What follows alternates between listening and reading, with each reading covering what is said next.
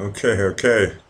Some wires have been crossed, and we can't. JB is missing. JB is missing. So I will try to do a fill-in here, and I hope that JB comes on pretty soon because I really can't do this forever all night. But I will try to see if I can hold on for a little bit. Isabella said it's all right. So here we go. Blackie Fitzpatrick, part two.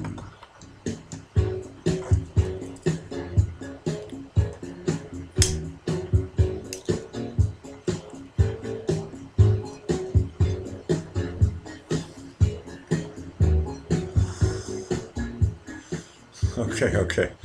Oh man, okay. This is part two, extended version. JB, where are you? I was saying this earlier. JB, sometimes he doesn't really get the timing thing, and this is my not a pet peeve, but it's something that I'm kind of like potty training here a little bit. I'm trying to get him to figure out that like, hey, I want you to check out this show and do all this stuff. Hello. Okay, good. I think that means we're back on. Um, I'm trying my best to get JB to like do all this stuff. And we'll see. Yeah, no, I went over there too to Gramps, and I'm like, this is boring. This is boring. They're making terrible jokes, and I'm like, okay, I don't get this shit at all. And so I asked Isabella, and I said, hey, can I do a little bit? It said I had three people waiting, so I was like, oh, okay, wow. Now it says I have four watching, so that's good. That's good. Candace says JB got lost in the interwoven conspirators who conspire to conspire while conspiring. Correct. That is correct. That is completely correct. No, it's. I was like, oh wow, I'm being really professional. And I'm trying to get this 1 hour show in here, and now I'm going to hand it over to JB. And I did everything right, and JB's not there. I'm like, oh shit. Fuck it. Okay, so I'll go on for a little bit longer. I still have red wine, so anyway, and I have you guys, so that's good. That's good. Um, exactly. Kanga says, "What the fuck did I say? I don't know." But I think it was proper English. So it was proper English. I will give you that. But the problem is that I usually advertise my show, so I don't know if maybe what does it take 5 minutes? So if anybody who has subscribed in 5 minutes, they'll go, oh. Alec is live, but then nobody's Blackie Fitzpatrick, and that's what so I've been always bouncing off of JB's stream, and I know everybody here would have subscribed and all that stuff. So maybe it takes 5 minutes for them to get a notification. So Steph, were you watching? You were watching Gramps. That's how you got the message, or were you one of the ones who were waiting? I have no idea. I'm still trying to figure out all the mathematics of this stuff. There must be logic in this. There has to be logic. We're working with algorithms.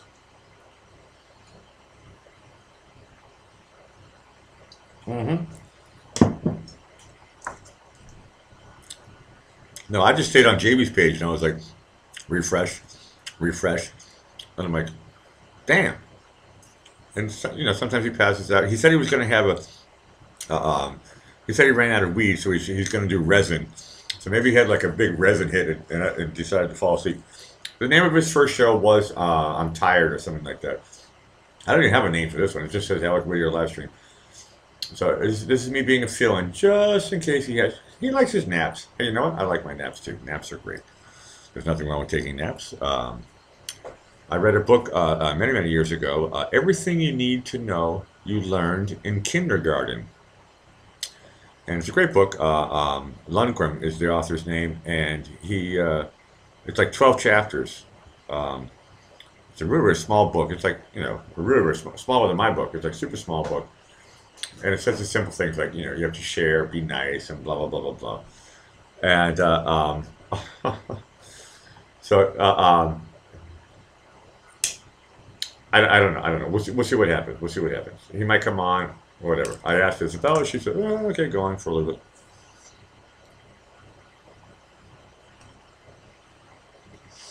Um, this is where I'm a loss for words because I'm totally not prepared for this one at all. And it says I have four watching, but I got two people talking.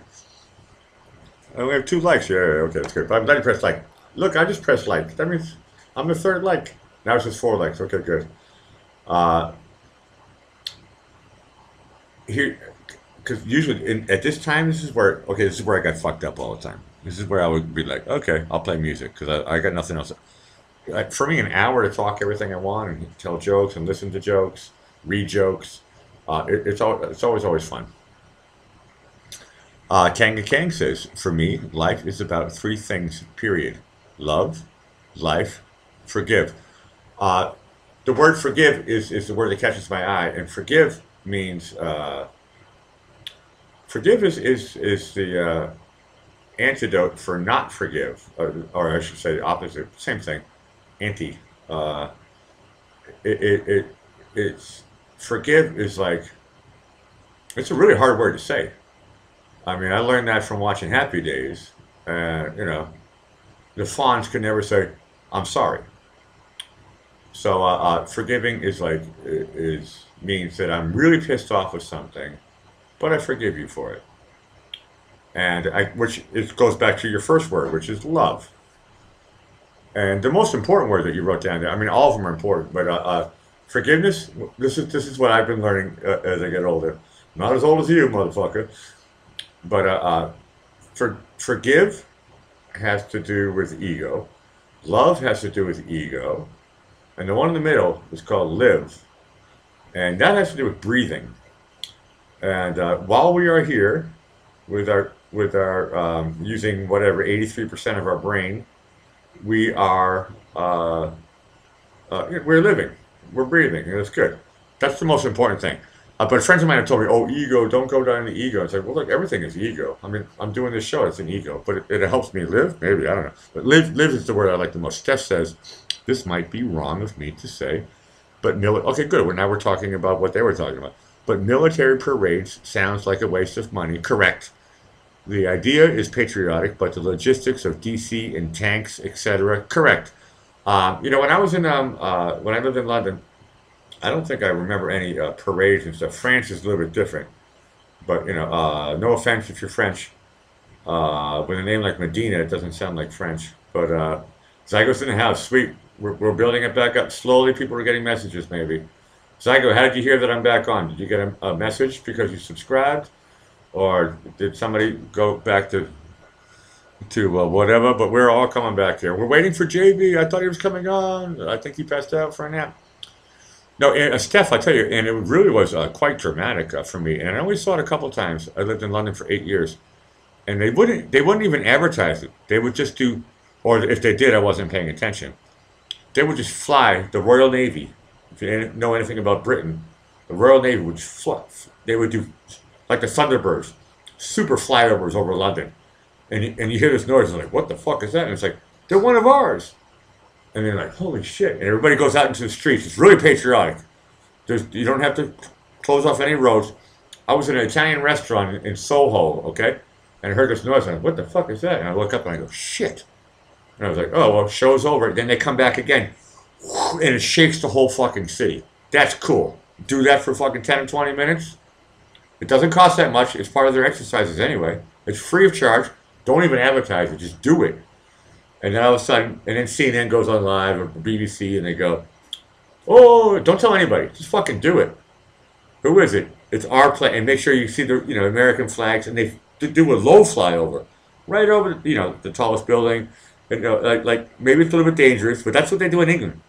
I never saw no march and parade. Okay, they do all that shit for the Queen, but when it's time to show the military force, fucking A, man. Royal Navy, they have the fighter jets. Right up, just fly over. Everybody in the whole city goes, holy shit, it's our people. And it is exciting. Thank you. Steph says it's very exciting. It is exciting. I was like, I could feel it in my heart. It was like going to a rock concert. I was like, what the fuck is this shit? And I'm like, oh shit, they had the British, it was so low that you could actually see. It's like, oh, it's us, and it totally surprised me. Maybe they put it in the newspaper, and I was a little bit slow and I wasn't paying attention. But I tell you, everybody at least at the Italian restaurant, maybe they were Italian, they weren't paying attention. So everybody in London was like, holy shit. It's like, yep, that's our guys and girls flying over like an air show. Boom. How much does that cost? $0. Right? $0. I fly low with regularity. No comment, Zog. Trog. No comment. And good, we're starting to build up a credit. I'm okay. This is the second after warm up party for JB's show earlier, which is I'm tired, and we're making fun of Pelosi. It looks like Pelosi stopped. I think I figured that part out by going on because I was watching ABC on the side. They have that live stream on ABC, and it looks like the breaking news is that they've somehow made a deal, and Pelosi looks stupid, and she gets her name Pelosi and whatever. And I don't even know. I don't even want to talk about the deal that they made today, but it's so funny when everybody's happy. I do remember. I will say one thing though. In that meeting that we heard about a couple weeks ago, 3 weeks ago, where Trump said they made a law that said no more pork deals. He says, "But if you guys have to be friendly with each other, then do the pork." And I think that's what's going on right now. So everybody's getting their money for certain things, and the far left and the far right are all freaking out right now. But at least the government is moving forward, and Trump, has his reins on. But I like Trump when he said, let it close. I mean, that was the name of my show originally, you know. And when is Pelosi going to shut up, or are they going to shut down the government? It looks like the government doesn't want to shut down. It looks like there's no DACA thing. They finally said, oh, okay, we can wait until March. Yeah, fucking wait until March and just do it then. One step at a time. And the whole military thing, trying to get money. But all these billions of dollars that I heard on the numbers today about what was in this deal, was it $300 billion? $300 billion is, by the way, nothing. It's not really a lot of money. Like all the taxes that we fucking pay. So they're all happy. The Democrats and Republicans are all happy. Oh, well, we get a little bit so we can make a lot of people happy. And Pelosi's the only one standing up looking like a fucking fool, to be honest with you. I mean, she was secure and safe. She had her Depends on. And before she went on, she had like, I don't know, whatever, a fucking Gatorade so she wouldn't pass out. But she did a pretty good fucking boring speech. I mean, filibusters are always funny because nobody really watches them the whole way through. We heard this in the comments earlier. It's like, hey, if Donald Trump would talk for 8 hours straight, to be honest with you, I think a lot of people would watch it. Now, we could go into the kitchen and get popcorn and use the toilet after drinking a lot of, beer or whatever, beer and peanuts or whatever, You could still turn into a snack party, It's like watching 3 of the original Star Wars back to back. You might get a headache because it's too much Star Wars or maybe too much watching television, 6 hours in a row. I mean, who the fuck would watch that shit? But we've all done it. I've done it before. It's better if you have some splits. So you don't really give a shit. And but you at least have your own toilet. If you're a smoker, you smoke them, you got them. And but I would watch that. That'd be really cool. I mean, but Pelosi, I mean, if it shows up on YouTube tomorrow, the whole filibuster, I think it's going to have like about 120 views. I'll probably have more views on this one. Pelosi determined to take President Bush down. Which Bush? Correct, Stephanie. She stood there that long. Yep. She did. As far as I know, I'm not the expert on this, but I kept on checking in and checking in. I'm like, I was watching it on I got all these 6 channels going right now, and I was watching on the ABC. They had her ABC Live. I'm like, holy shit, she's still fucking there. She's going. I didn't see her take one drink. She didn't have any cigarettes, and I'm guessing if she had to take a piss, she was wearing Depends, or what do those people do? When they're watching, in New York City when they watch the ball drop, it's like they sit there for 12 hours. How do you not die? How do you not piss yourself? So they have catheters and whatever, and they have different ways to trick it, but you're not allowed to bring any liquids in because it could be a bomb. So how do they take a pill or something? I have no idea what they do. I would never do that shit. Nutcases would do that crap. I would never do that. Yeah, adult diapers. Yeah, it depends. Hey, she put on some Depends, and she had a Gatorade before she went in, or a Red Bull or whatever, and she's just like, meh, meh, meh, meh. At a certain point, her doctor was like, yep, you're probably about to pass out now, so you have to finish it. And at the same moment, they made some deal. So she told her hawks or whatever, back down, back down, back down. Why? Because I'm going to pass out because I'm fucking 1,000,000 years old. And there's no way you can go without food and taking a piss and standing on your feet the whole time. I mean, for something where she knew she was going to lose, she can write a book about this. And I stood up there for 7, 8, 9 hours, whatever the fuck it was in the end. I got distracted with Jay and me, and then I went back and take a look, and I was like, oh, it finished.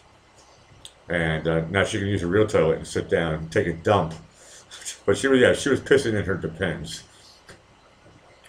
For real, I mean, I was, or a catheter. She had to do something. You can't. She didn't piss her pants. We didn't see. That'd be funny. Pissing her pants live. I'm gonna stay here and then puking live. Well, she was puking when she talked. Damn, I'm up to 9 watching now. It's amazing. And anybody who has the spare time, and I can try to do it too. We check and see if Jamie comes back. Because at a certain point, Isabella is going to tell me. Because I'm looking at the calendar. She's going to wake up early tomorrow. But her brain is still on right now. As I said earlier, she had a great, great night with her family. She's in a good mood, and she's doing research or whatever on her computer.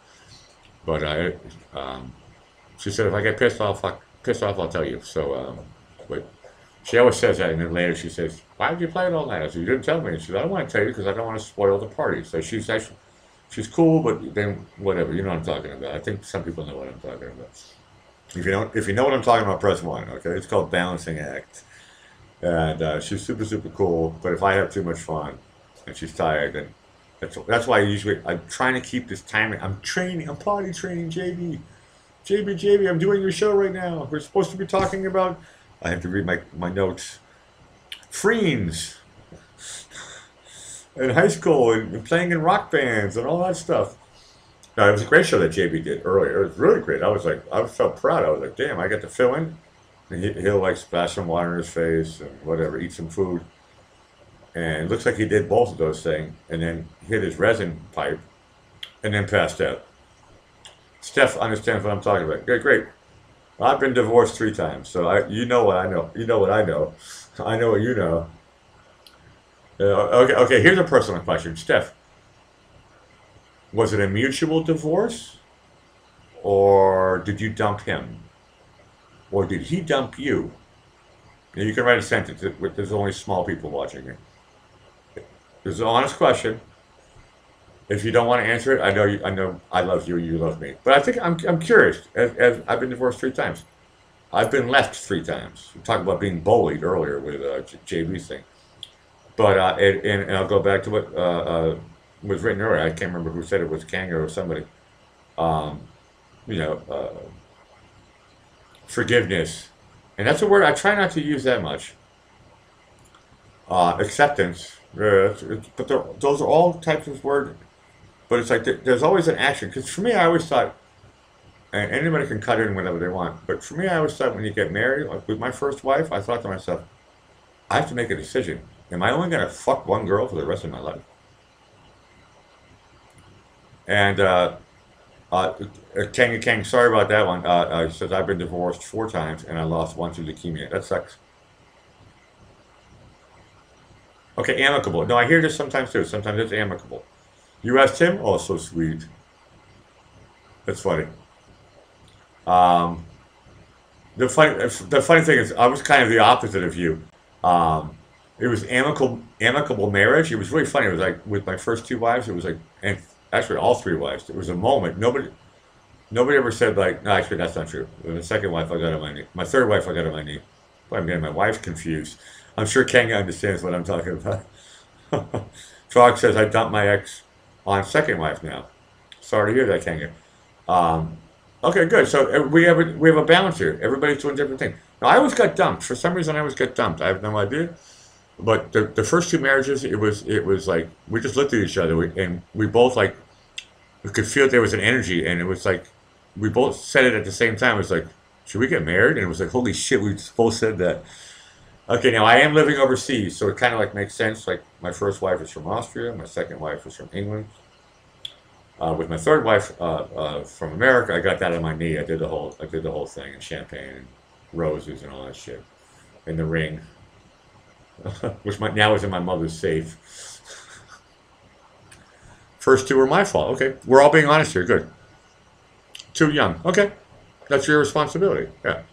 Third wife was the love of my life. Yeah. Okay. My first one was the love of my life. She passed. Okay. Oh, sorry, dude. That really fucking blows. Then last two were both mental case women. No. Now, it's everybody's got a story here, and it's good. We're all divorcees, and it's good.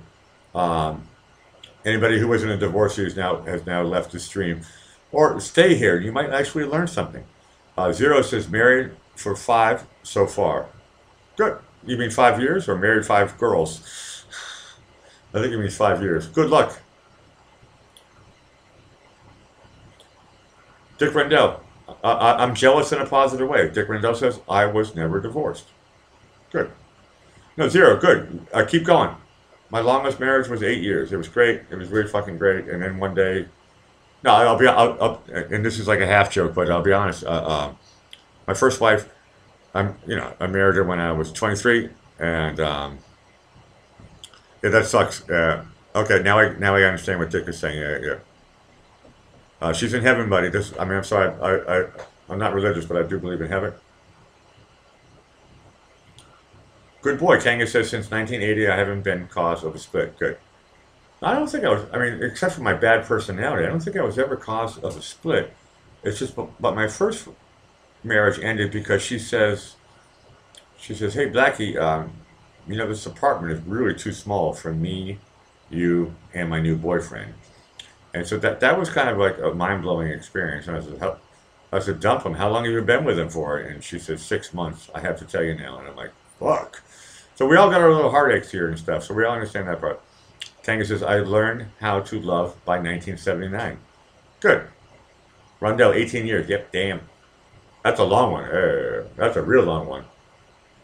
18 years. Boom. I mean, for me, 8 years, I was like, as a kid, I was like, damn. I thought I was the luckiest guy in town, and I had a good career here in Vienna. I was doing some stuff, and then, whoop, bye-bye. Game over. That's it.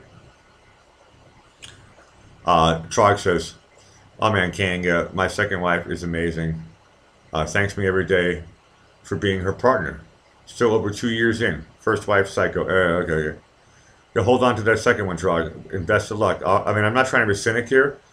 But, I'm working on my fourth wife right now, and we'll see what happens. But I'm always the guy who stays. For some reason, they leave. Something to do with my personality. Dick Rundell. Now, if you want to talk about the ones I didn't marry, they cleaned me out before her. Yeah. Kanga. Mine was also 18 years. Damn. The phone rang.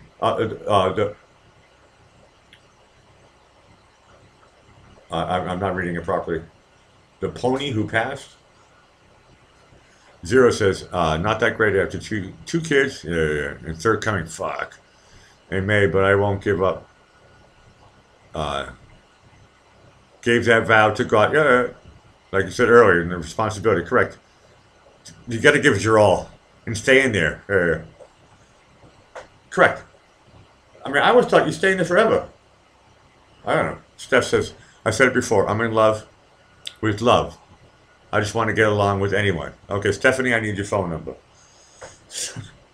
No, but Stephanie, that was a half joke, but it really is, love, when marriages and I'm talking out of family, no offense, when you marry someone who's not your blood, but for me it always comes, like when everything falls apart, I always go back to my blood. I always go back to my family. And I always can go back to my blood. And it's hard when you make kids with somebody who's not your blood, and then your family tree evolves and all that stuff. And I'm separated from my daughter right now, but that's the law, and there's nothing I can do about it. So that's my acceptance part of it. I was talking with my daughter today. I talk to my daughter every day. She's in Florida. She's 7. I'm here in Vienna, and I tell you, if I lived in Florida, I would never even get a chance to see her. Maybe 2 times a week, and have vacations twice a year. Now I get to see her every day, so it's all good. It's all good. Zero says, you should see what me and my kids do to that snitch, ha ha ha. To that snatch, ha ha ha. But yep, one vagina for me is all I need. Correct. No, I mean, I had no problem with accepting that, but for some reason my first wife decided that she needs more dick. Steph says, want, meant, can't. Okay.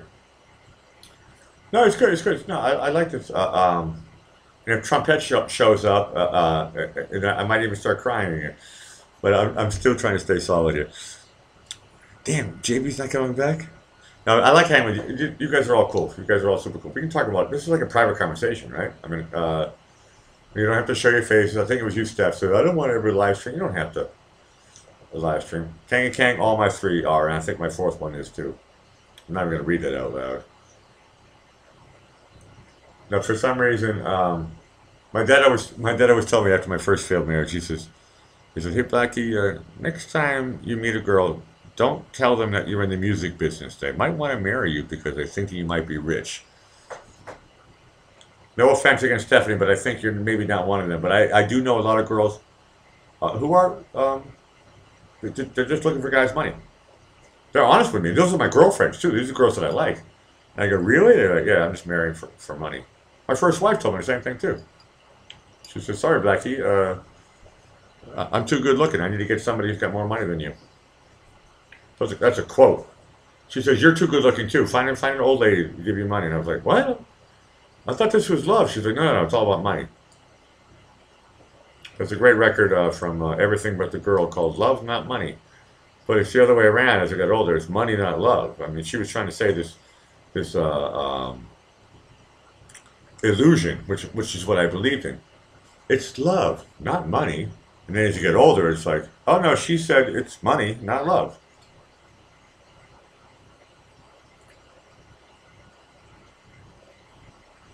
Yeah, okay, Kanga, yeah. Kanga says, zero, I never married a cheater, but I did marry two psychos.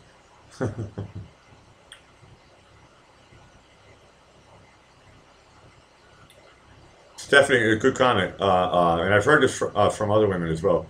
Stephanie says, I kind of wish I was a lesbian, but women are mean. Fuck yeah. You're one of the nice girls in Steph. And find a nice guy, okay? Find a nice guy. I thought I was finding nice girls too, but Tang is right. I guess I ended up marrying psychos. They were pretty psychos, right? So it looked good. So I go, oh, everyone says, oh, wow, you got a beautiful wife. Oh, wow. Oh, you got a beautiful baby. That's great. And then they all fucking go nuts on me. What am I supposed to do? I never changed. This is the thing. And tell me, Stephanie, is this true? Because it looks like you're the leading girl in this conversation. Is that women always try to change men, but men don't really change. And so I think, and this is what I thought. I never try to change a woman. I mean, I fall in love with a girl, and I'm like, oh wow, she's beautiful. But women change as they get older, and men kind of just stay. We always stay like we're 18 years old or something. I still feel like I'm 16. You know, it's like, I haven't really changed that much. Okay, I drink more, I smoke more. I got more talented as a musician, so I've changed. You know, I've evolved, I think. But I still have the same mentality, which is you marry a woman, you stay with her, think about having kids maybe after 30. But I wasn't like pushing anybody on having kids in it. I never push anybody on having kids. If it happens, it happens. And a woman has the right to say no. I'll have an abortion. Thank God I got a 7-year-old daughter. And to be honest with you, when I think about abortion now, this makes me super super Republican, Southern Baptist Republican, and I'm from Boston, and I'm like, it's disgusting for me even to think about an abortion. But I understand that everybody has the rights and whatever.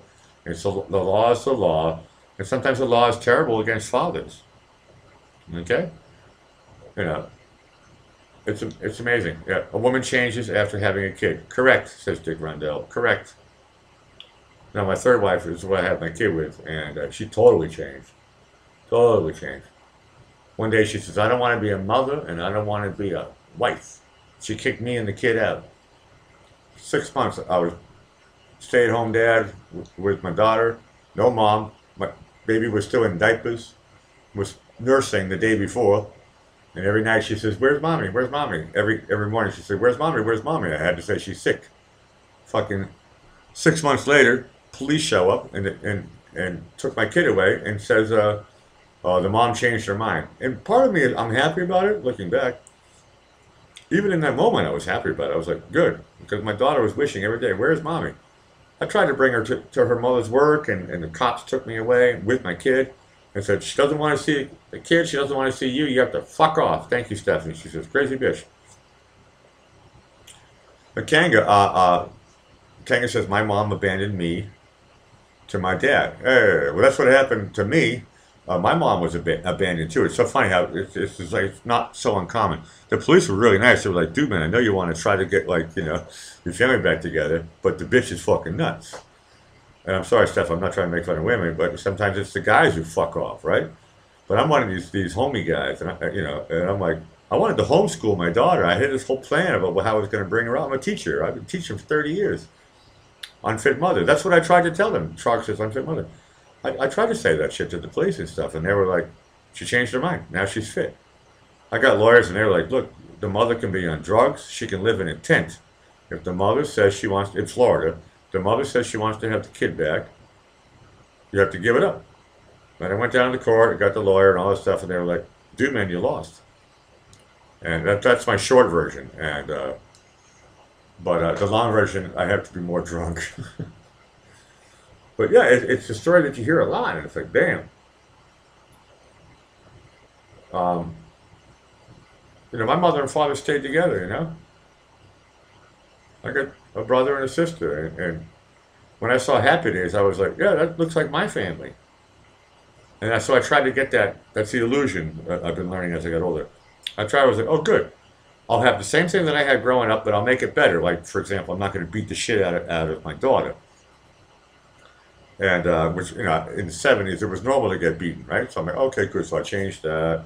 And maybe I'll do homeschooling, right? So I don't have to go to the fucking school and have bullshit. And I'll try to get into a cool program in the area. And I can be a teacher, so I'll be part of it. And I can teach mathematics, and I can teach music, and maybe English. And I'm like, okay, I can do some stuff.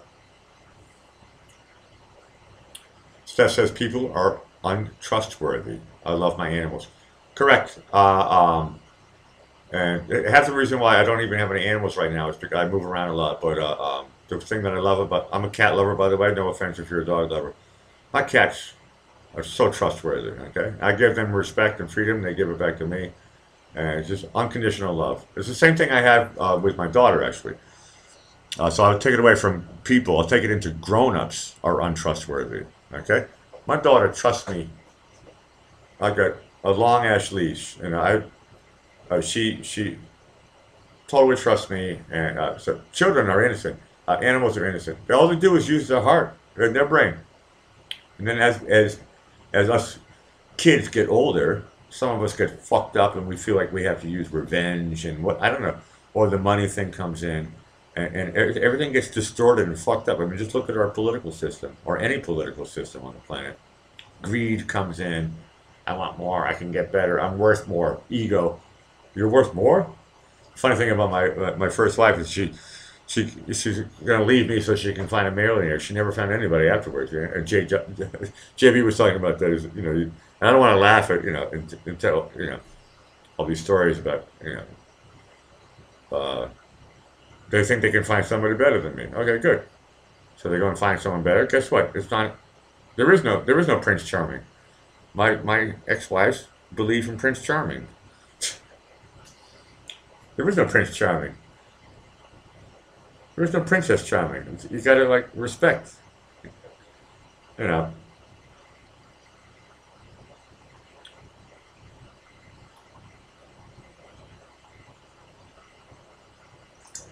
Stephanie, you're talking about the video of me with my daughter?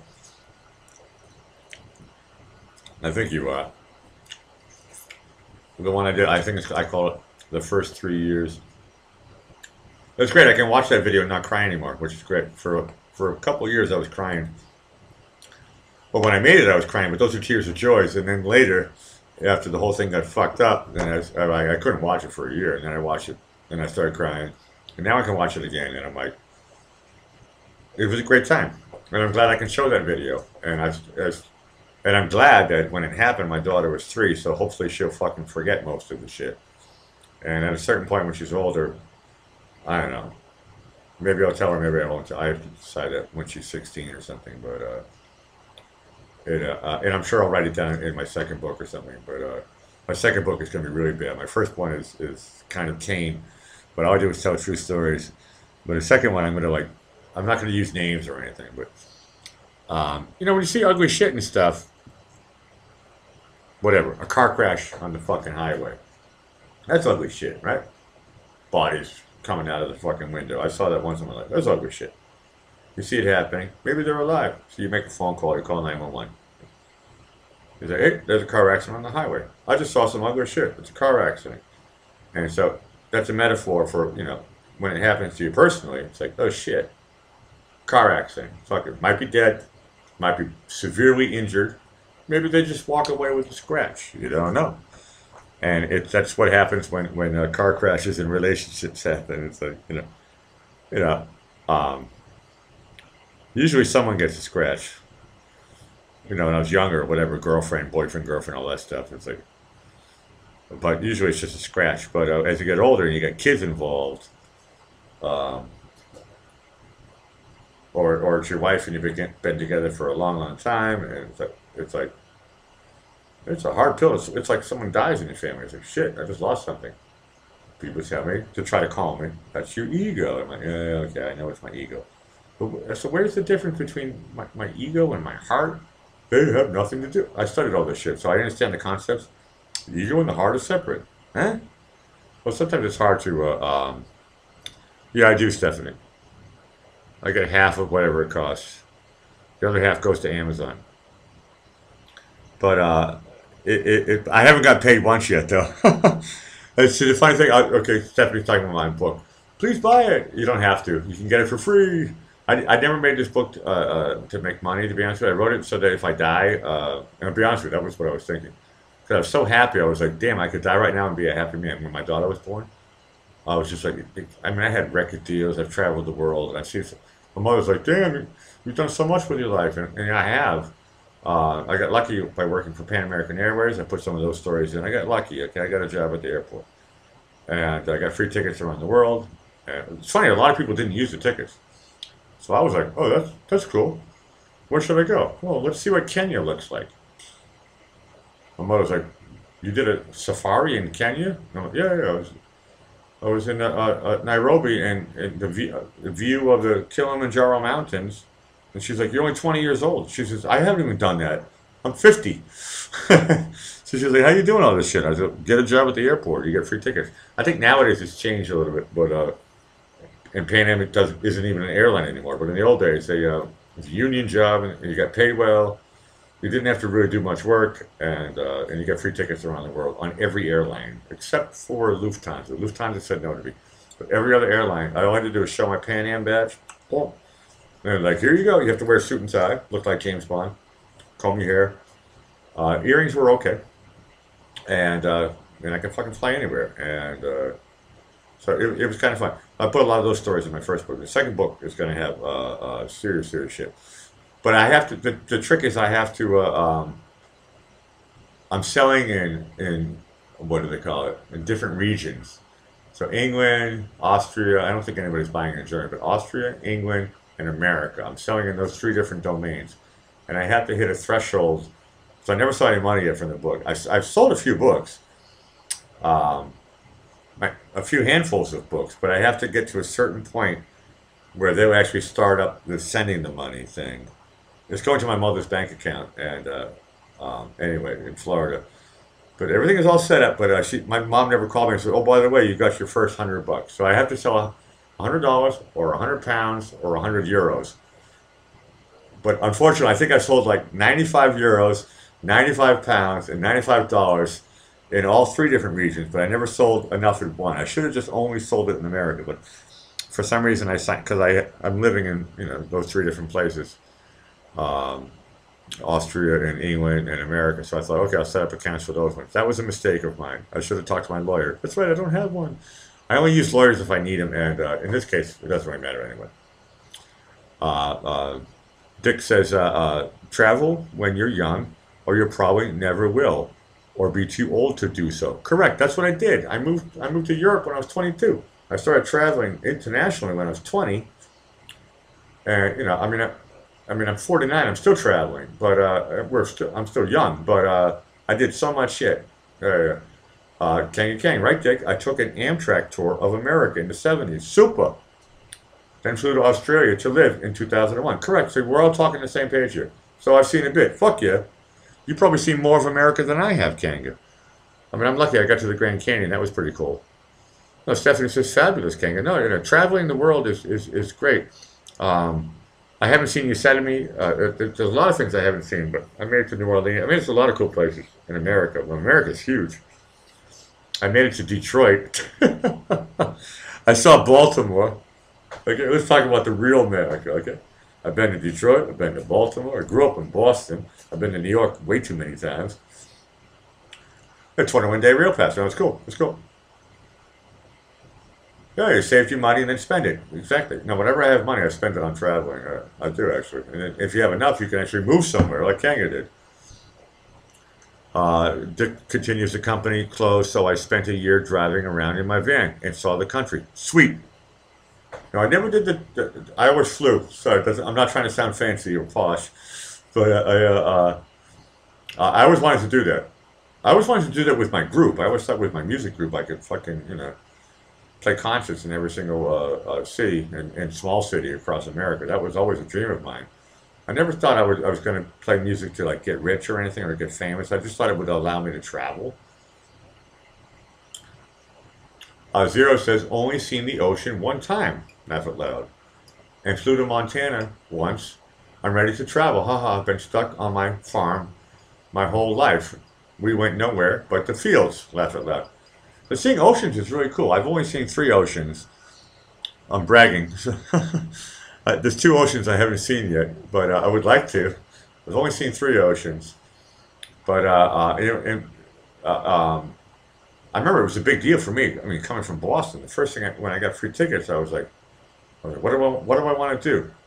I was like, I want to see the Pacific Ocean. So of course I flew to Los Angeles. Los Angeles is a shithole. Made no friends, fucking hated it. But you know what? I put my feet in the Pacific Ocean. It was fucking freezing. They don't tell you that on Baywatch. Fucking water was fucking free. Everybody's swimming. Oh, it's like in the movie Jaws. They filmed that in spring on Martha's Vineyard. It was fucking freezing. I thought there was an Arctic Ocean and Antarctic Ocean, Haywood. I think that makes 5. I could be wrong. Isn't there an Antarctic Ocean? I could be incorrect, and I will say I stand corrected, said the man in the orthopedic shoes. I count 5. I was taught 5, at least, in Boston. Blame it on Boston. Arctic and Antarctic are ocean domains.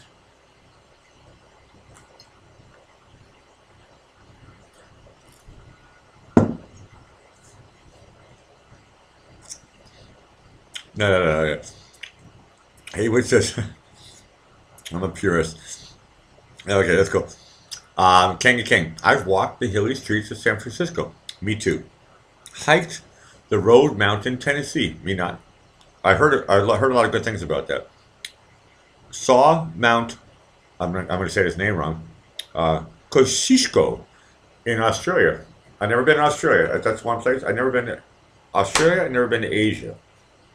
I've been about everywhere else, except for the North Pole and the South Pole. San Francisco. But San Francisco, I like San Francisco actually. A lot of people like to make fun of it, but as a musician, I felt very comfortable in San Francisco. I was only there for like a day trip or anything, so I didn't live there. So it was just a there you go, San Francisco. I was born there. That's a line from Star Trek 4. Sulu says it. Sulu is from San Francisco. No, I like San Francisco. San Francisco is, I don't know, it just had a good vibe walking around. And I like it reminded me a little bit of like London and New York put together, and Boston. People always say, people who are not from America, they ask me, I said, what's your favorite city in America? I said, that's a tough one. I said, but number 1, I would say San Francisco. Number 2, Boston, because I was from there. And number 3 is New York City. I like New York City. I've never been to Chicago. I saw Detroit. That sucks. I saw Baltimore. It sucks. I saw D.C. It sucks. I saw Miami. It sucks. I saw Tampa. It sucks. I like Florida, but not Tampa. I'm not really in favor of American cities and stuff, but yeah, Kanga says, yes, San Fran has serious hill streets, like big time. No, I love it. I love it. No, I got the tour. I'll give it. When I was in California, I stayed in, besides LA. LA was shit, but I really didn't like LA. But I met some cool people in Monterey County. I was in Prunedale. And then And I was staying there for a week after the 1989 earthquake, which maybe people know. That was when I was working for the airline, so I got a free ticket. My girlfriend was from Prunedale, and my girlfriend at the time, and she said, I want to see my dad after the earthquake. Also divorced family. The mother also left her. And French mother, and fucked off. She had 2 kids with a nice American guy from California, and then fucked off and never saw anybody ever again. That's a sad story. But that's what, everybody's got the sad stories. But in San Francisco, I mean, I like that area. And the postcard, Clint Eastwood, Carmel Town, Highway 101, and Santa Cruz. It reminded me a little bit of like Martha's Vineyard and stuff. Everything is kind of postcard, perfect picture and all that stuff. But you guys have mountains. We don't have mountains like that on the East Coast. Nope. We got hills maybe. We have Mount Washington, but you got to go up to New Hampshire for that one. But we got tiny hills and shit like that. It's like Florida. It's fucking flat. Super fucking flat. It gets a tiny bit hilly around Orlando, but I was living in southern Florida, and it's fucking flat.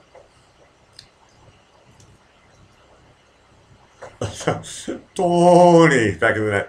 Kanga, if you want to keep a woman, build a root cellar. Correct. With the big lock, he clarifies. Correct. Yeah. Tony. Good. Tony, how did you find us?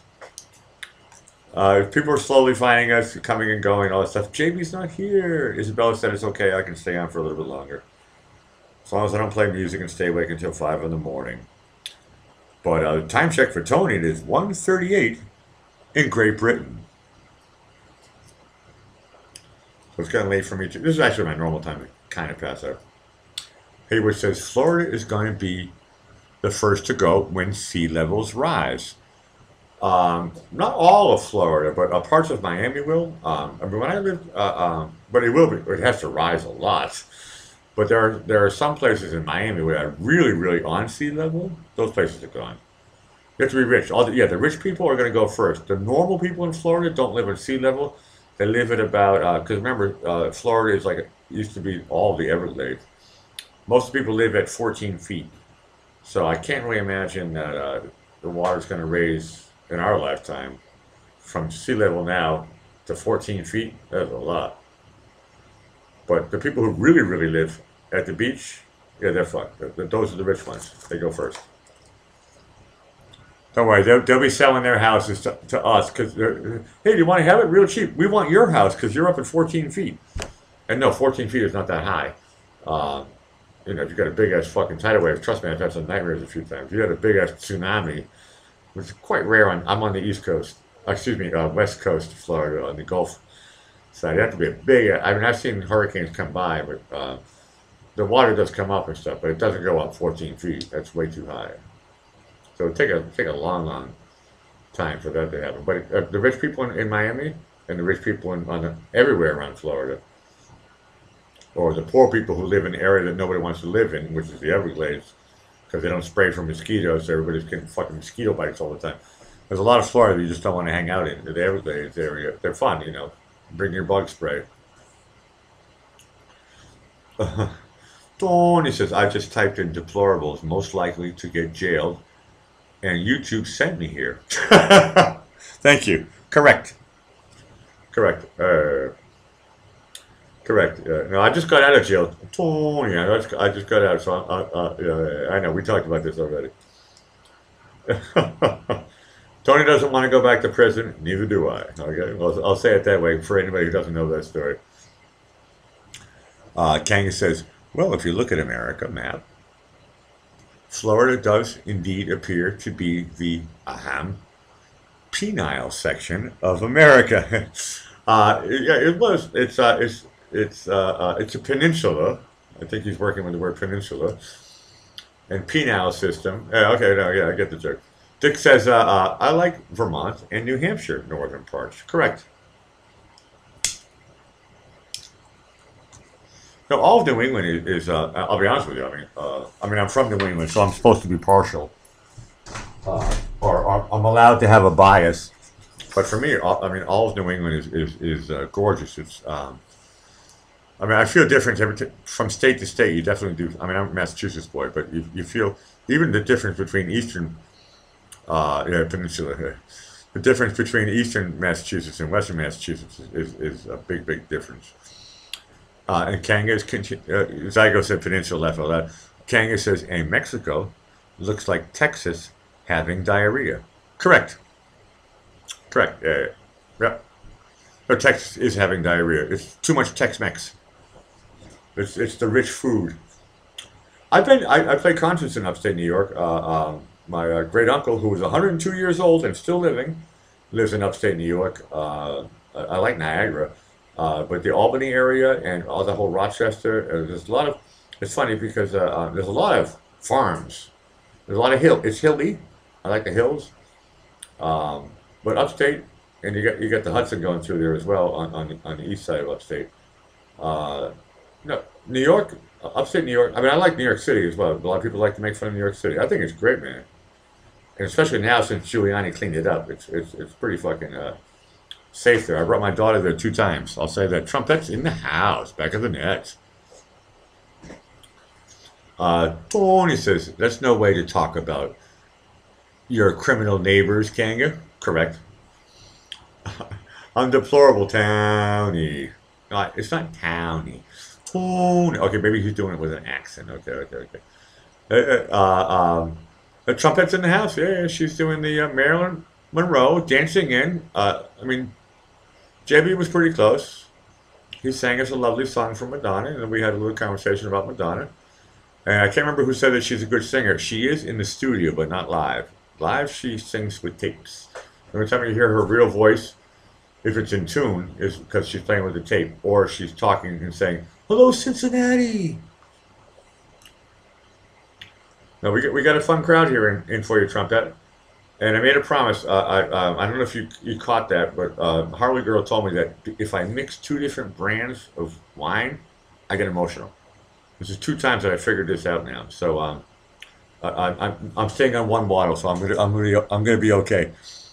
Oh, and he says, I always wanted to visit Detroit. Me too. I got the chance to see it with my own eyes. It's a shithole. It's totally fucked. Totally fucked. It's a joke. You can't even believe it. I couldn't believe it. I saw it with my own eyes about, I don't know, 4 or 5 years ago. I was, that's where the mother of my kids, she's from outside of Detroit. And we would go up there, you know, for Christmases and stuff like that when I still had a family. But she left me. And on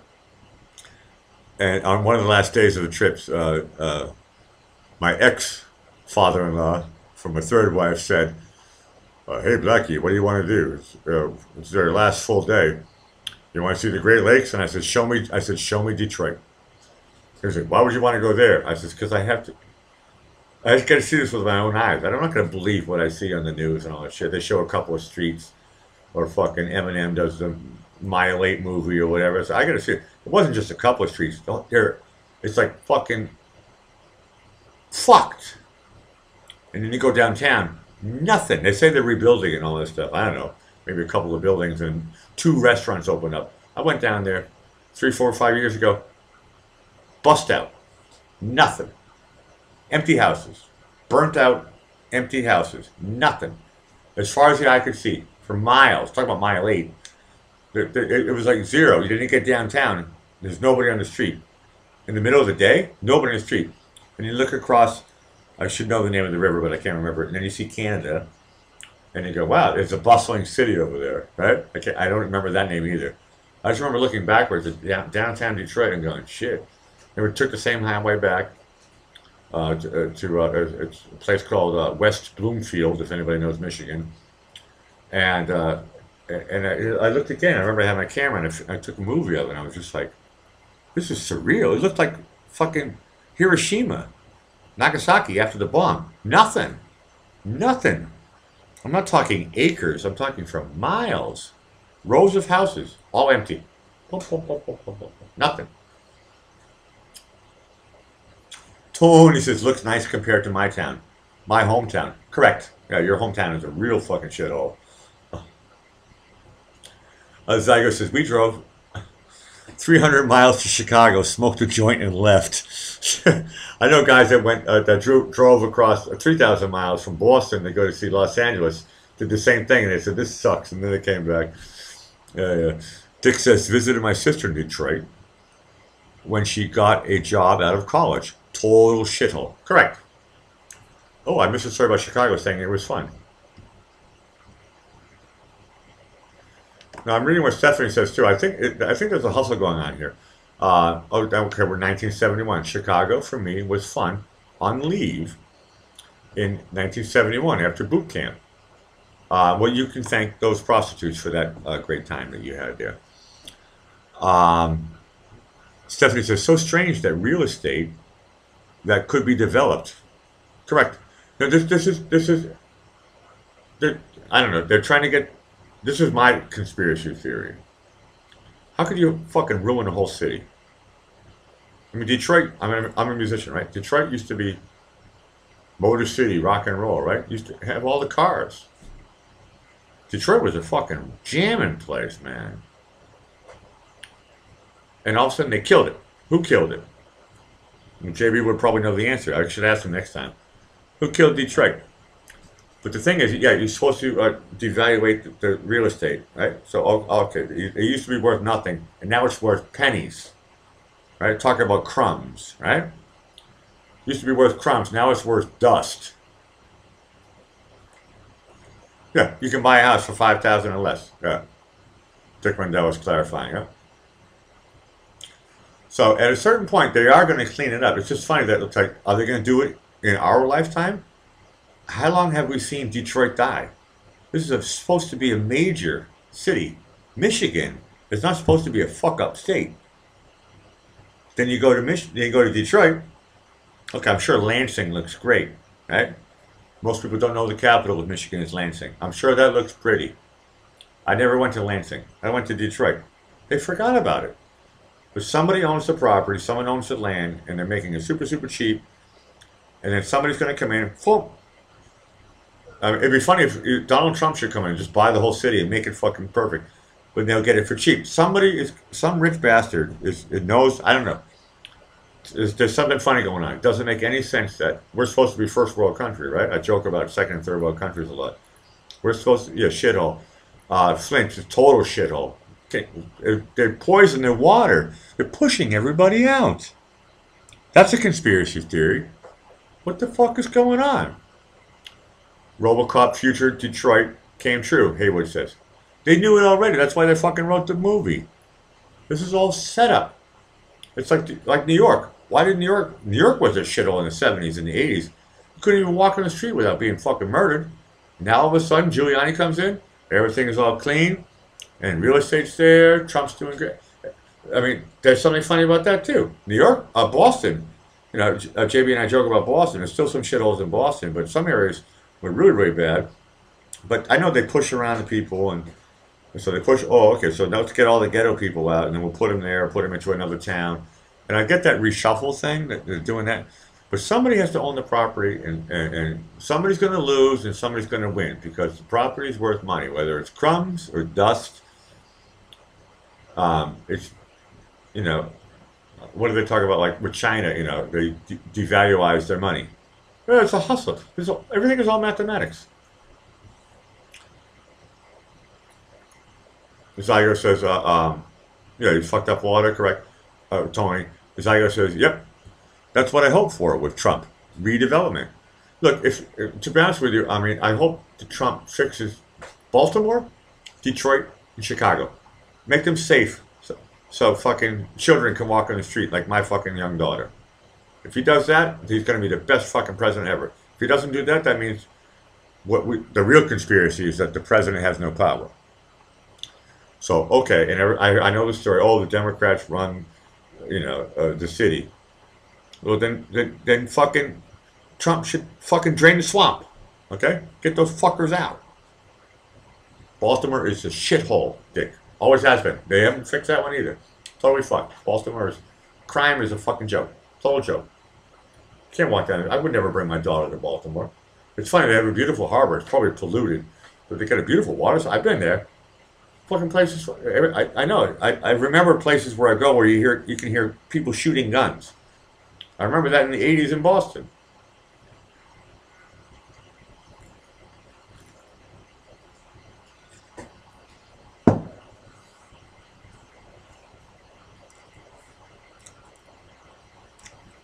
Nobody is cleaning up American cities. I thought Obama would at least clean up Chicago. Nope. He said, fuck it. Because he has no power. Trump talked about the swamp. Swamp has the power. He talked about draining the swamp. That caught everybody's attention. Anybody who likes JB and conspiracy theories, we're going, hold on a second. You can pull the plug and drain the swamp? And if anybody can do it, that's why we voted for Trump. I don't vote, but in my mind, I was really, really happy. I was like, I'm a little bit like JB, and but I gave up on voting a long time ago. But I voted for Dukakis. I'm showing my age. That was the last time I voted. I voted for Dukakis. If that makes any sense, you know who I am. Then I gave up. I said, fuck this shit. My guy lost. I was like, fuck this shit. Hayward says, we need RoboCop. Well, from when I listen to JB's stories, we already have RoboCop. We're just not using him. We already have shit like that. All you have to do is hire more police. It's so easy. Make them walk around the street. Martial law. If I remember, Trump even said something about this. If you can't figure it out, we'll send the fucking FBI down there and clean up Chicago. Do it. This is the stuff that I loved when he was on the campaign trail. He's like, "What, you got a problem here?" Trump says, "In 2 seconds, I can figure it out, just like all of us here can. We know how to figure it out. It's easy. It's a no-brainer. My daughter could fix the problem."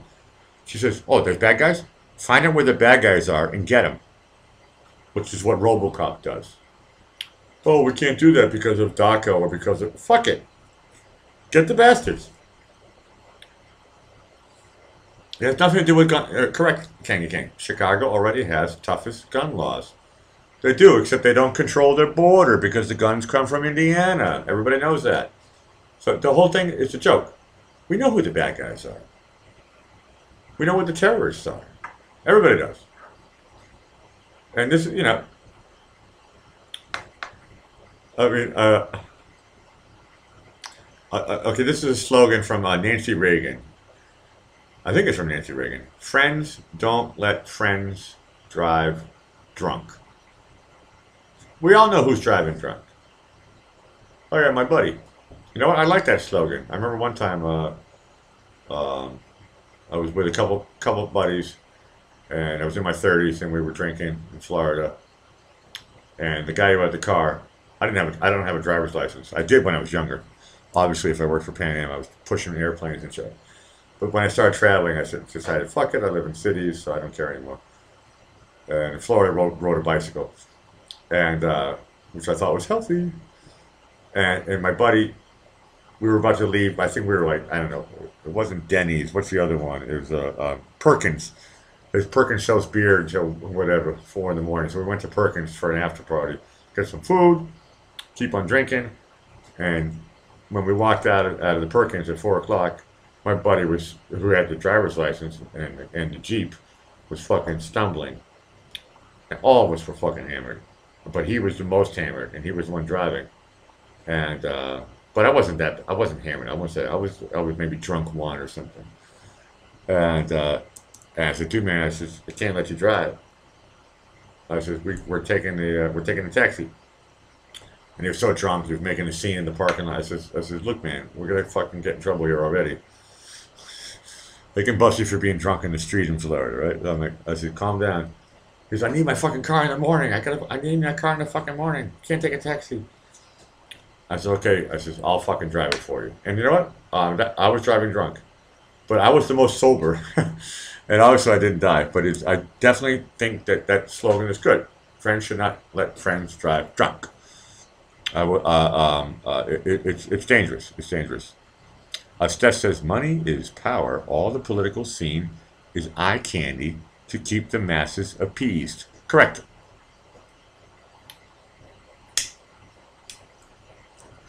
Hey, Stephanie, how much money do you have? That'll be equal to the power that you have. We got a lot of eye candy. I'm part of the eye candy thing, right? I don't work for the government. We're the ones trying to figure out Is JB crazy? Am I crazy? I'm talking when I say I mean you guys.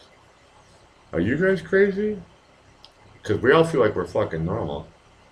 Money is power, correct.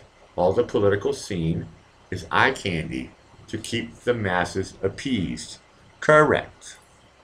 I had to say it twice because it's so true.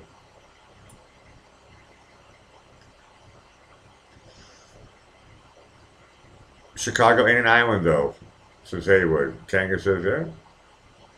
Right, but that can be changed, as he laughs. Dick Rundell, the Dems have been fixing the areas like Detroit by moving a bunch of Muslims in there, correct, to really make it a bigger shithole. Correct. Tony says, I'm borderline. I'm not sure what that means. Borderline drunk? Steph verifies very little. Yeah. She's answering my question. How much money do you have? Very little. Join my world, girlfriend. How much debt do you have? Hopefully you say very little as well, then you're fine. If you have a lot of debt and you have little money, doesn't matter. They can't get blood out of a stone, so you're still fine. It's better to be broke than be rich. I mean, if you're super rich, then fucking, I don't know. Move to Europe. Zero says, money is the root to all evil. Correct.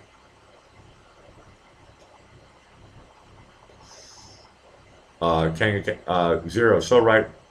And America is a capitalistic republic. Go figure.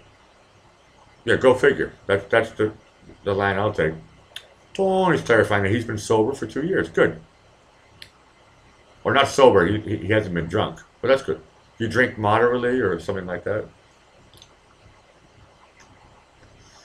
I can't remember. Oh, no, I can't remember. The last time I got really, really drunk, when, like I'm stumbling, that I had personal problems in my life. My mother had a heart attack and stuff, so I kind of like went. That was last year, and I kind of like went a little bit too far. Joy's in the house. Stephanie has no debt. Good. Okay, so Tony, you're straight edge right now. That's good. Sober. Nothing wrong with taking breaks. It's all good. Joy, how did you find us? And we're glad you're here. I'm filling in. JB for some reason is out of action, and so I asked Isabella, and she said it's okay. I could come on for a little bit as long as I don't play music, get banned. Tony says, I'm scared if I drink, I'll start smoking again. It's funny, when I quit smoking, when I quit smoking, I could still drink. I was so proud of myself that I wasn't smoking. So I enjoyed my beer, actually, to be honest with you. I enjoyed it on my glass of wine. And it didn't start me smoking again. I only started smoking again when my third wife left me. Yeah, everybody's in the house, Joy. We got a little tiny, waiting to see if JB wakes up. He said he was tired on his first show, so maybe he's taking a nap. Zero's acting like he wants to be a mod. Smash that like button, everyone. Now, Kanga, you're just showing up. I quit smoking in 99. You know what? I quit smoking in 99 too, but I started it fucking after the Prince song was finished. I started smoking like it's 1999. No, quitting smoking is easy. I have done it 10 times. It's good to take breaks, and the longer the breaks, the better, I guess. It goes back to my conversation before. Should I go to the doctor? Fuck it. Tony's touting that he's got 11 months with no cigs. Good. No, 11 watching, 5 likes. Okay, whatever. Mine says 10 likes. It's funny. Mine says 11 watching and 10 likes, but everything is different on different sides of the planet. Kanga gets the joke of the night. I won't allow a cigarette to kick my butt with 2 T's. That's a good one. See, I don't have a cigarette butt. I roll mine by scratch. I'm smoking Golden Virginia, if you know it, but I think it's healthy. I know it's healthy. The 10 likes back of the net. Yep. Thanks, guys. No, it's good. I'm a fill-in. JB's supposed to be here. He's not supposed to be. No, we don't have a contractual deal, so it doesn't really matter. I just want to know who the 11th person is who didn't press like. But I'm always amazed that never have one thumbs down. Oh, that's right, because JB has like 200 or 300 people subscribed to him, and I only have like, this is my new stream. I only started it, what, a week ago? I only have a few people subscribed. So, and everybody I know, and everybody seems to be cool. So, invite your friends, blah, blah, blah, blah, blah. Okay, Zero says, I know, I just refreshed it. Ha ha ha. I didn't refresh mine, but I don't know. Mine seems to be more up to date than everybody else's. Why does mine? Maybe I have auto refresh. That sounds convenient. I like that. Okay, I'm getting close to finishing my wine, so I can hang up. Isabella's not yelling yet, so. King and King, this is a chill stream. Correct. No, it is chill out. Isabella said, no screaming like JB. Zero says, I'm on an iPhone. Okay, I don't have one, so I guess you have to do certain different things and whatever. I'm on an old laptop, like 10 years old. What's it called? Windows 7. Any computer geek can tell me how old this one is. It was given to me as a present 2 years ago, so I like it and it works. It was a very chill stream. We're all kind of just going with the flow. Whatever happens, happens. We're all JB fans, and I'm the mouthpiece. Oh shit! It went up to 11. Good. And now I see 11 and 11. Good. Whoever that silent lurking person was, thank you. Now tell us your name, you little motherfucker. I'm joking. I'm joking. Hey, can you turn a thumbs up into a thumbs down? I think that's possible, probably. Okay, good. King and King. I'll take that as a compliment. But I like it's. I'll say it out loud. King and King says JB stream winds you up. Blackie's winds you down. Hey, I could put that into a bumper sticker. See if anybody in Vienna wouldn't know what the fuck you're talking about. But JB likes white wine, and I drink red wine. And that's the difference. Both will make a grown man cry if you drink too much of it or mix.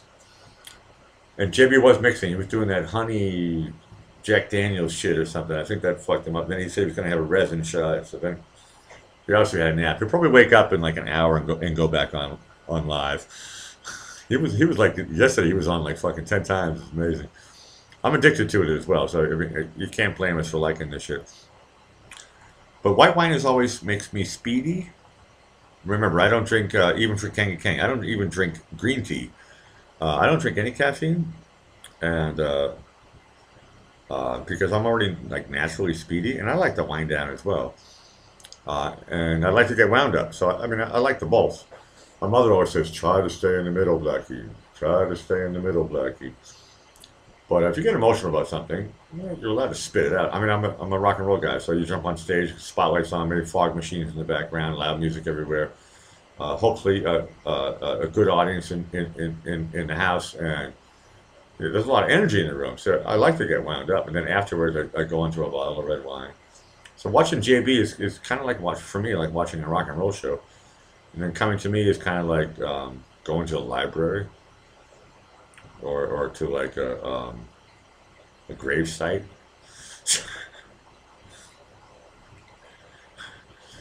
uh, Steph says, yeah, and I agree. This is what I was saying earlier. Stephanie says, I like white in the daytime, correct, and red in the evening, correct. If somebody offers me a glass of white during the day, usually I drink beer during the day, but if someone says, oh, do you want to have a glass of white? If it's a decent white, I go, yeah, why not? It's in the afternoon. But as soon as the sun goes down, especially during summer, I like white wine.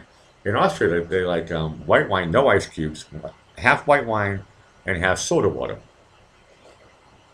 And most people probably know the name, but I didn't know it until I moved here. Weißwein gespritzt, white wine gespritzt. And but the only problem is I get drunker because you don't really feel the wine because you get half water and bubbles. So you drink it like beer, but it's actually quite strong. And if you get 11, 12% white wine, that means you're drinking 6% beer, and you drink it because it's so refreshing. And I can get fucking drunk with that shit. And it's fun in the afternoon. Then I try to chill out a little bit and then go on to the red. Kanga says, I'm always calm thanks to my lifestyle. Good. I try to be calm. I think I'm pretty calm right now. But I like to get get hyped up a little bit here and there. Hayward says, I like a good beer buzz early in the morning. Correct. And Billy likes to peel the labels off his bottles of Bud. Yeah, that part I believe too. A lot of people like to do that stuff. Yeah, you play with it. I mean, JB likes to bite his fingernails. I stopped doing that a long time ago. I think I stopped that 30 years ago when I became a guitar teacher. And I was like, everybody's looking at my fingernails. So I did that in my teenager years, but I stopped that one. Kanga Kang. I live on the water, so to speak, and the water calms me daily. Correct. Yeah, I mean, I grew up in Boston and Martha's Vineyard. I lived there for a while, and Venice, Florida. So the water is great. Going to the beach or a lake or anything for that matter. In Vienna, Isabel and I, we like to go to the lakes. They have nice lakes and ponds here, and even just going to the Danube is nice. You get to watch the big ships going up and down and stuff like that. Cheryl Crow. Stephanie's making a comment. Okay, I missed that one. Hayward says Stephanie wins, so I missed something. Joy says, I have lived this long on cigarettes, whiskey, and Oregon Special. I think I know what Oregon Special is. Hey, we're still alive, girlfriend. Right? Everything is fine. Steph says, all I want to do is have some fun. Correct, and that is definitely a Cyndi Lauper song. But it doesn't just apply to girls. It doesn't sound good when you sing people. People just want to have fun. It would have been great if she wrote that. It would have been like, oh, that's cool. No. Cyndi Lauper, girls just want to have fun. And everybody can make fun of her all we want, but when I was younger, she had two songs that were really great. Tanya says, my best friend said that too, Joy. Then the non-small cell lung cancer took him quickly. Possibly. And that's what I want, Kanga. And maybe Joy wants that too. Take me quickly. I'm ready. Okay, I'm 50. I'm ready. Joy says, I'm sorry for your loss, Kanga. No, correct. He lost his best friend. That sucks. But if I'm going to go, take me quickly. Isabella jokes this all the time. It's like, 10 died in a bomb explosion in Afghanistan. She's like, lucky those bastards. At least it was instant. It's the ones that like lose their arms and legs. That sucks. If they die instantly or took them quickly. Okay, 5 months of suffering. Look, many people here have had 5 years or 5 decades of suffering. So, I mean, 5 months, it kind of sucks, but how about 5 years? Now, I just want to have like, I'll take 5 minutes to suffer. I'll take 5 minutes. And I'll wake up in the middle of the night and go, oh shit, I would be like Fred Sanford. And I'm like, this is a big one, this is a big one, this is a big one. Then I'm dead. Good. That's what I'm wishing for. If it's going to happen, make it quick. I know I'm not going to die in a car crash. I know that part. That's why I don't wear seatbelts. I stopped wearing seatbelts a long time ago. I don't wear seatbelts. Call me crazy. Should Blackie Fitzpatrick wear seatbelts? Press 1. Should he not give a fuck because he's not going to die in a car accident? Press 2. Let's see if I get any numbers on this one. Should I wear seatbelts? Fuck the law. I'm talking about for my own personal safety. That means you love me. Should I wear seatbelts? Press 1. Should I not give a fuck because I'm not going to die? This is called projecting. Press 2. Thank you, Dick Rendell. Kanga says 1. I say 2. I don't give a fucking shit. Hayward says, I don't want to be the 1 in 10 killed. I don't think 1 in 10 people are killed in fucking Vienna, Austria by cars.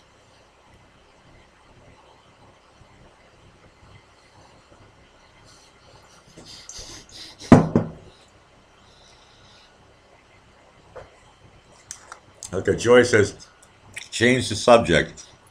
This death talk is fucking my buzz. But she puts some smiles on. That means you're still buzzed, honey. Okay, good. Joy says 2.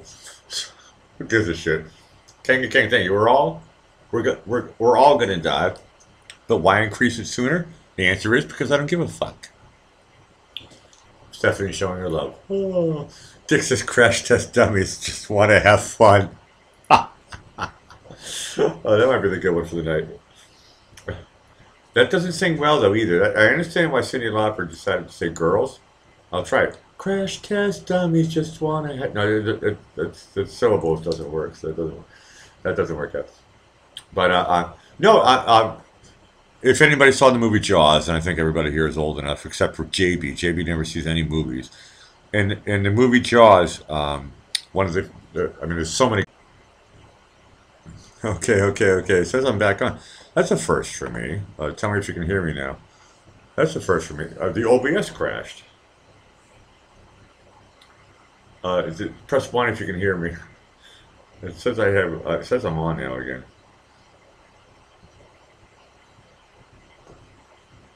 Press one if you can hear me.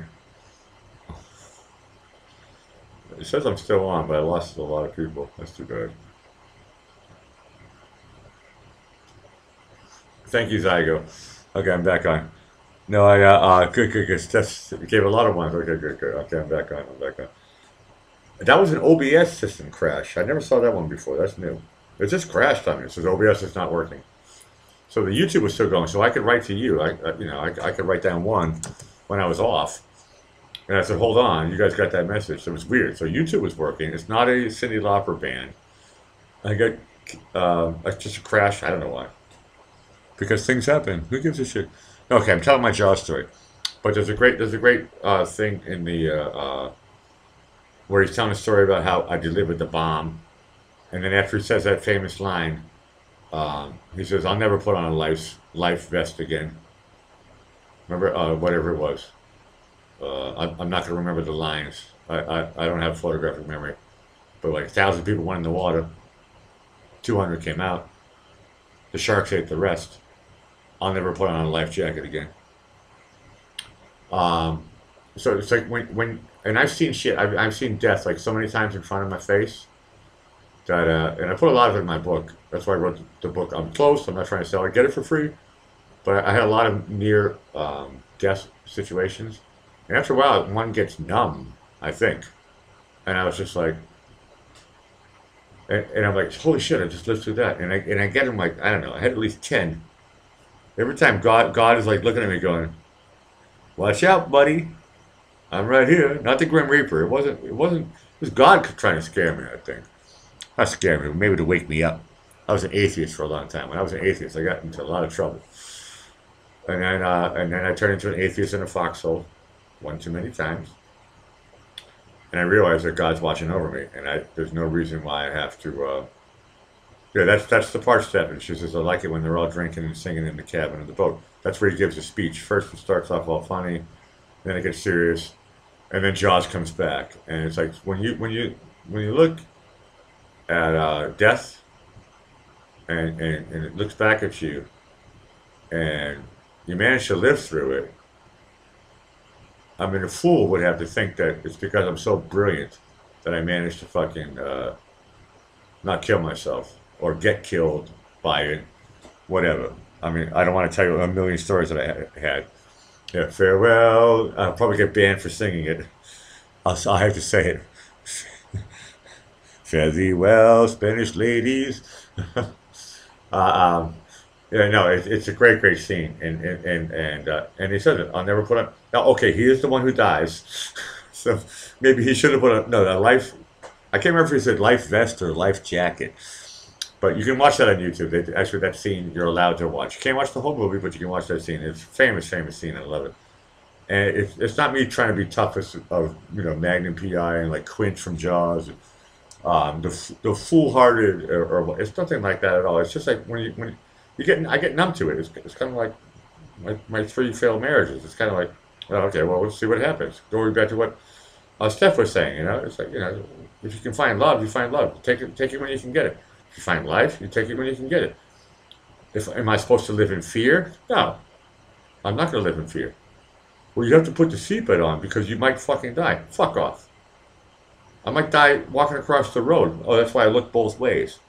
Yeah, but how can you trust? Isabella drives me around. She's a great driver. Well, it's not Isabella. What about the other person? Those are all the things that I don't even think about anymore. But if it happens, it happens. And make it head on. And take me out. I know that God is watching over my daughter, my mother, my father, me, my brother, my sister. At least I have this close connection. Call me hocus pocus. I'm not religious. But I've had too many close encounters, and I've had It's not just even feel it in the heart, and I don't want to have somebody report me. I'm not suicidal. And I'm not a religious. I'm not promoting any religion here at all. I'm not even promoting my book. If you want to hold it in your hand, buy it. And yes, I'll get money from it, and maybe I can buy my daughter braces. She's 7, but I didn't do this to make money. But I am going to put it in my second book, this story. Maybe I can tell you, but I think I touched upon it a little bit. This, the time when JB was getting banned, somebody was making fun of him about, I don't know, being a no, schizophrenic. That's what it was. He says, JB, you're schizophrenic? He said, what do you mean by schizophrenic? He said, do you hear voices? And then JB told a story about how when he was like a kid, he heard voices. Give me a break. Every kid hears sounds in the basement or in the cellar, depending on what region you're from. Everybody hears, different sounds or whatever. It could be the leaves whispering in the late fall. The last leaves are falling. Everybody hears fucking whatever shit. And no, I'm missing some good stuff here. And I'll try to go back on my rant. But Stephanie says, I truly think someone watches over me. Correct. Okay, this is what I'm talking about. I have emptied fate way too much. How many lives do a cat have? It's like, and I'm thinking to myself, if God wanted me dead already, I'd be fucking dead, man. I mean, I can't even get into it here without then I'll get wound up. But I mean, I've been like, just working at the airport. Trust me, there's many times where I should be dead right now. You know how dangerous it is working on with airplanes that are fucking like a million times bigger than me. Haywood says, director's cut has alternate ending where everyone enjoys sushi. I believe you. I thought I saw the director's cut, but I don't remember the sushi ending. My two of my cousins were extras in that movie, so I'm a huge fan of the Jaws movie. Um, Joy says sushi. Ooh, she's getting hungry a little bit. Okay, now her buzz kill was gone. Now she's getting the munchies. Okay, good, Joy. No, I don't remember the sushi bit. In Boston, that movie was from the '70s. In Boston, we didn't eat, or on Martha's Vineyard, we didn't eat sushi, man. We had fucking scrod. Here says, you are watching the timeline where you haven't died yet. I have to think about what you just said there.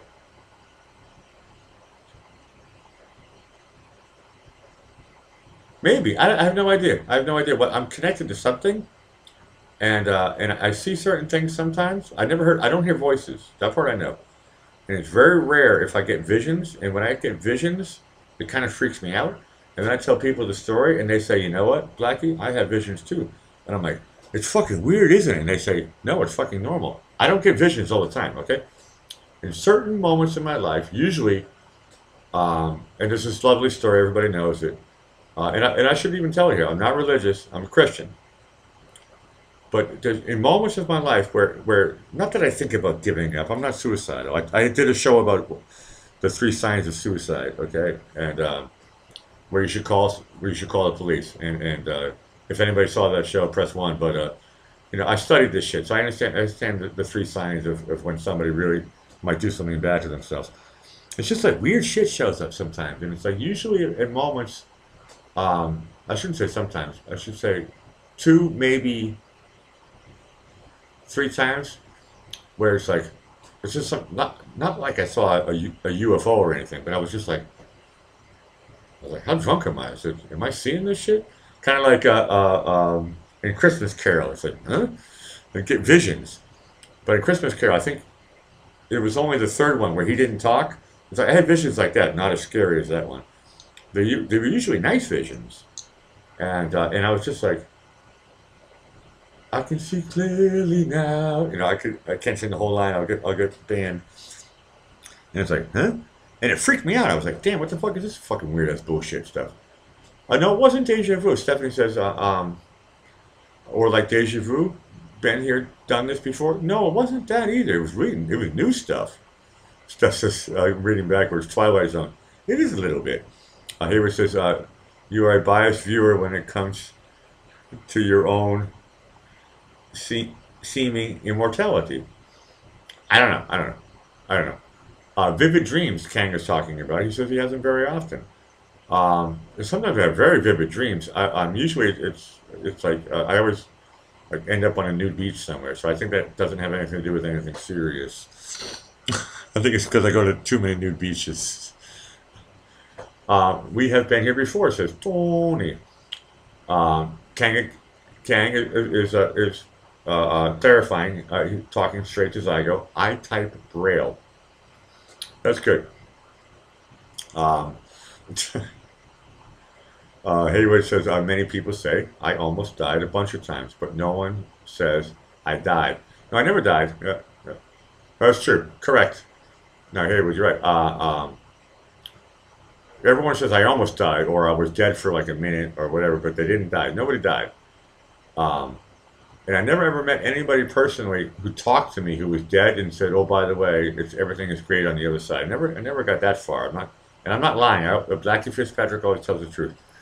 I'm a terrible exaggerator because the truth is too fucking surreal and too fucking funny. Okay, Kang can clarify with this. I was talking with my mother. She had a heart attack, and she was saying, she didn't tell me anything really, really great that she's had any visions, but she was like, "Sure, I was dead for a while there," and I was like, "Yep," but they brought you back to life. Kanga says, I had congestive heart failure in 2013. Okay, Kanga is continuing, kicking up a notch. He says, I've met one man, not many. He said he met somebody who did die, and came back. You want to share the story with the room? Bring it onto the room. Stephanie's talking about Crosby, Stills, and Nash because she can see clearly.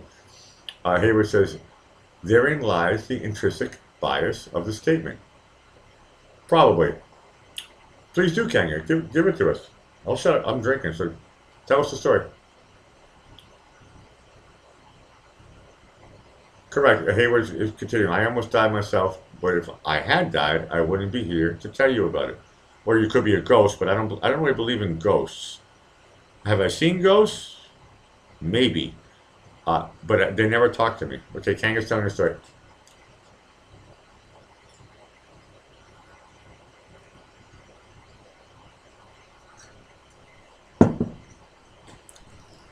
Keep writing, Kanga. Kanga says, he told me he died while they were working on him. He met them. And we all want to know, Tony is the first one to bring it. Who's them? Kanga says, he told me I have nothing to worry about. Correct. I saw that. I saw that once. Correct. I did see that. I saw that. Kanga continues. I'm sorry I'm missing everybody else. I want to hear this story. But he also stated they wouldn't allow him to talk about it. No, I didn't get that message, but Kanga says he was an older man in his 80s. That's pretty close to what I saw.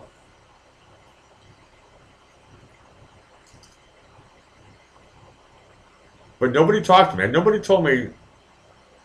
He said, but he also stated they wouldn't allow him to talk about it. That I never got that message. So my story's a little bit differently. I saw Jesus. Jesus put his hand out to me. He was above me as a vision. He was old though. He wasn't like the young picture. He was an old man, and he put his hand out and he says, "Don't worry, take my hand."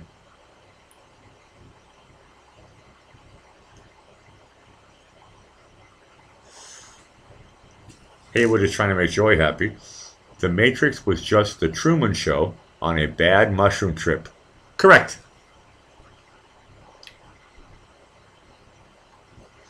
He said coming back was horrible. You mean coming back to being alive? I think that's what you meant.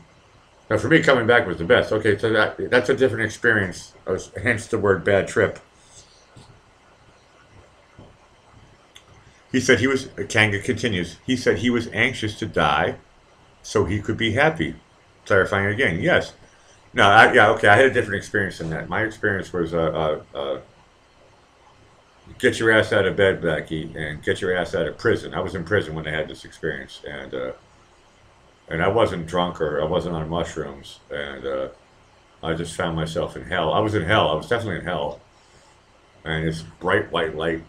I was in my prison cell, and on the top bunk, I remember the guy below me, and there was water on the floor. It was really hell, and I was supposed to like go to prison for 25 years for something I didn't do, and I wanted to give up, and then it was kind of like a circle opened up, and a hand came out, and it was a man with long hair, older man with long hair, and he was wearing white, but everything was white, and he didn't say any words. He said everything with his eyes, and he just put his hand up, and I remember I put my hand up in the air, and I got out of bed. I wouldn't call it a bed. I got out of my bunk, my metal bunk, no pillows, no blankets, don't whatever. It's really hardcore, and I was like, I need to get out of here. But before that, I was kind of like paralyzed. I don't know. It could have been like a form of like acid trip. I did take acid before, so it could have been. But I had this vision, and I was an atheist. But for me, it looked like Jesus, and I was like, okay, it's time for me to take some action. And so I moved, and for some reason, it worked. Tony says I'm a Buddhist. You're all in for a shock. Not really. Hayward says, you could all be paid actors in my own Truman Show. How could I tell? That's good. Dick, I'm glad you're having fun. We're all trying to have fun here, especially Joy. We don't want to be a buzzkill. Kanga Kang says, I'm poor, Hayward, so I didn't get my pay. Wah. Hayward says, Dick Randelli, you're a fan favorite through. Yeah, of course. No, it's good, it's good, it's good. No, it's funny.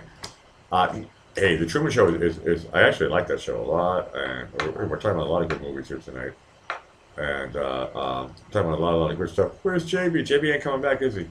It's my last chance to check for JB. Yeah, I'm gonna refresh this page, but I don't see him coming back. It's too late for that, and I can see that Isabella has just moved into the reading table area next to the bed, so it looks like I'm gonna have to slowly wind down myself. But boy, it was fun to come back for a little bit with you guys and gals. And I will be back again live. But I don't want to spoil anybody's party. But it's nice to have a little intimate thing here. And press like if you haven't pressed it yet. It's amazing to do these shows, and everybody can open up and just be themselves and just talk. No, I'm not Ellen DeGeneres. I'm not Oprah Winfrey. You're allowed to be yourself here. And this is what I like. Zygo says, it has crossed my mind everyone is pranking me. Laugh out loud. I don't think anybody's pranking anybody here. Everybody knows everybody here. And if we're having fun, we're having fun like older brother and older sister jokes and blah blah, or younger brother, younger sister jokes. And it's all a small knit family here, and everybody's cool. And say whatever the fuck you want. But I don't see any pranksters here. Hayward says, I highly recommend Jello brand instant pistachio pudding. Correct. Okay, Dick gets the joke here. I'm trying to be quieter now. Dick says, no, y'all pranking me. What demon sent you? That's so loud. Hey, Kanga calling the shot here. Okay, I'm taking the chicken exit. Kanga says, dog walk. Good night, all. Good night to all. So I'm going to say bye-bye to, it is 3:32 in the morning. Thank you, everybody. Thank you so much, Steph. Thank you, everybody. Steph says, take care, Alec. Thank you for your stream. It's always a pleasure. Good. It's always a pleasure to hang out with you and everybody else. And we can all be honest and tell stories and tell the truth. And, slowly but surely, I want to have all you come and visit me in Vienna, okay? Because you're buying. When you get here, I'll show you everything. This is a joke. Okay, see ya. Take care, Blackie. Dick says. Okay, good. We're all saying bye-bye here. I'm gonna play it quiet though, but I have to do this with pleasure because I watch it back sometimes. I'm gonna slowly put on my bumper theme. I'll make it short, and maybe I'll come over and see if anybody is hanging out at Gramps. But I don't know what's happening at this hour. But I am gonna slowly sign out. Thanks for part 2 of the Blackie Fitzpatrick show, waiting for JB. Oh, it didn't happen, but that's okay. Saying goodnight from Vienna. Ciao, ciao, ciao.